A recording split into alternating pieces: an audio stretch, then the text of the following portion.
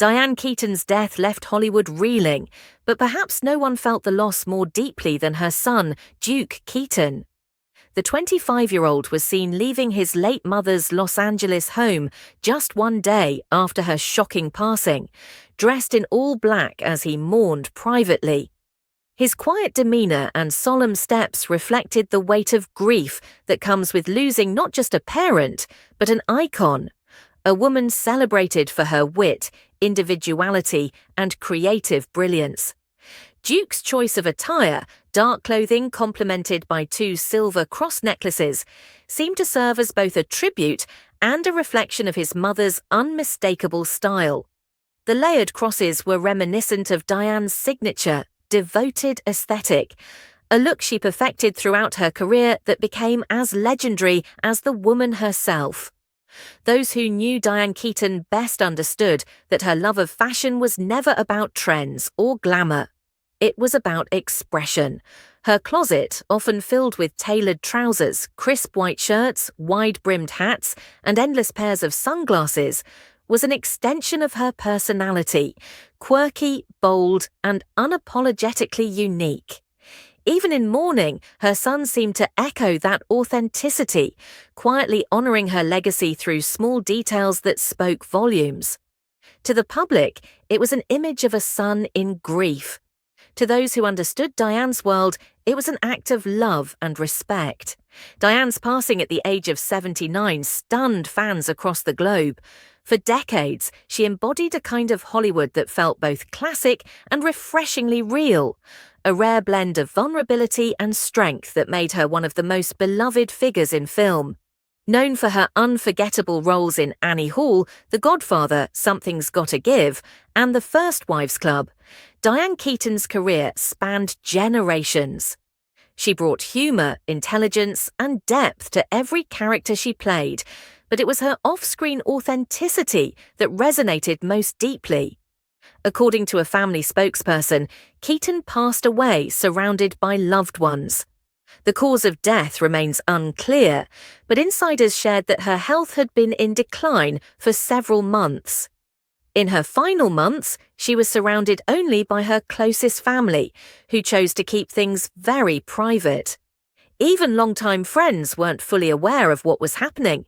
The secrecy surrounding her condition was characteristic of Diane's preference for privacy, especially in her later years. While she lived a life in front of the camera, her personal world remained tightly protected, a boundary her children and friends always respected. Still, some in her circle noticed subtle changes that hinted something might be wrong.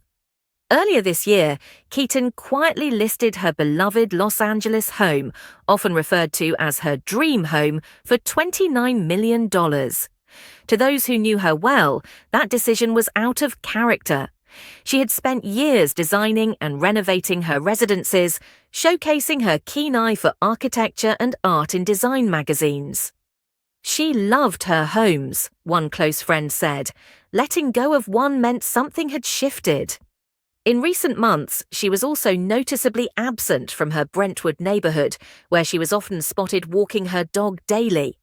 Her absence was felt among locals who had grown used to her presence.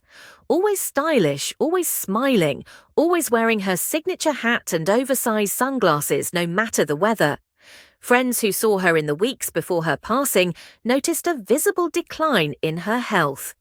Longtime friend and songwriter Carol Bayer-Saga shared that she was shocked by how frail Diane had become. She had lost so much weight, Saga recalled, describing their last meeting just a few weeks earlier. She was still full of humor, but you could tell she was tired. For those closest to her, Diane Keaton's decline was heartbreaking but deeply personal. She was not someone who wanted pity or spectacle. Her family's decision to keep her health private reflected her lifelong desire to control her narrative, to be remembered for her art, her humor, and her enduring individuality rather than her illness. And that's precisely how her son Duke seems determined to honor her. Duke Keaton, adopted by Diane in 2001 when he was just an infant, grew up surrounded by love, creativity, and the quiet strength of a mother who defied convention at every turn. Diane often spoke fondly of her children, Duke and his sister Dexter, calling them her greatest joys and the truest reflections of who she was. She never married, famously saying she didn't need a husband to feel complete, but motherhood gave her life a new sense of meaning. "Being a mother is the greatest thing that ever happened to me," she once said. "They changed everything." Now, as Duke mourns her loss, those words echo with new poignancy. The world sees him as the son of a legend, but to him, she was simply Mom, the woman who made pancakes on Sundays, who laughed at her own jokes, who collected hats like souvenirs, and who loved him unconditionally. In the days following her passing, Duke has remained largely out of the public eye, choosing silence over spectacle. His quiet grief stands as a testament to the deep bond he shared with his mother, one built on warmth, creativity, and mutual respect. Hollywood, meanwhile, continues to celebrate Diane Keaton's remarkable legacy. Tributes have poured in from co-stars, directors, and fans across the world. Al Pacino, her longtime friend and Godfather co-star, reportedly broke down in tears when he learned of her death, calling her irreplaceable. Other colleagues shared memories of her humor, her kindness, and her fearless individuality. Social media has lit up with clips of her most beloved performances. Annie Hall in her iconic trousers and tie, Erica Barry's heartfelt scene in Something's Gotta Give, and the hilarious chaos of the First Wives Club. Yet amid all the praise and remembrance, the most touching tributes come from those who knew her best, her family. For Duke, every photograph, every song, and every object in her home holds a piece of her. The silver crosses he wore that day were more than accessories. They were symbols of faith, continuity, and connection. They embodied the essence of Diane Keaton: stylish, spiritual, a little unconventional, and utterly unforgettable. As the days pass, Duke is said to be taking time to process the loss privately. Close family friends shared that he's finding comfort in revisiting his mother's journals, home movies, and favorite albums. Music, much like film, was central to Diane's life. She often said that certain songs could capture emotions she couldn't express in words. In her absence, those songs have become Duke's refuge, a way to feel her presence in the quiet moments between grief and remembrance. Though Diane Keaton is gone, her legacy endures, not only in her films, but in the hearts of those who loved her most. Her fearless individuality, her timeless wit, and her deep love for her family will continue to inspire generations. For Duke, that legacy is both a comfort and a challenge. To live with the same authenticity and courage that defined his mother's life.